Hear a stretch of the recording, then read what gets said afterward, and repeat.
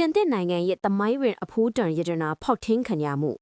2025ခုနှစ်အောက်တိုဘာ19ရက်နေ့လျင်အချိန်ပါရီမြို့အလယ်မှာရှိတဲ့ Louvre ဖြတ်တိုက်ရဲ့ Apollo Gallery မှာဖြစ်ပွားခဲ့တယ်။ဒီအခန်းဟာပြင်သစ်တုံဝင်ရတနာသစ္စည်းတွေပြသရာနေရာဖြစ်ပါတယ်။ဖောက်ထွင်းသူ၄ယောက်ဟာစောက်လုပ်၏အလုပ်သမားတွေအထက်အသွင်ပြောင်းတီးဝင်ရောက်ခဲ့တယ်။သူတို့ဟာ angle grinder နဲ့မှန်ခွက်ကိုဖောက်ခွဲခဲ့ပြီးရတနာသစ္စည်း၈ခုကိုခိုးယူခဲ့တယ်။အချိန်9မိနစ်ပဲကြာခဲ့ပြီးပြတိုက်ထဲဧည့်သည်တွေရှိနေချိန်မှာဖြစ်ပွားခဲ့တာပါ။ဒါပေမဲ့ချက်ချင်းမသိခဲ့ကြပါဘူး။သူတို့ထွက်ပြေးချိန်မှာရတနာတချို့ကိုခြံခဲ့တဲ့ဥပမာနပိုလီယန်တတိယဇနီးရဲ့တရုဘူးခိုးယူခံရတဲ့ပစ္စည်းတွေက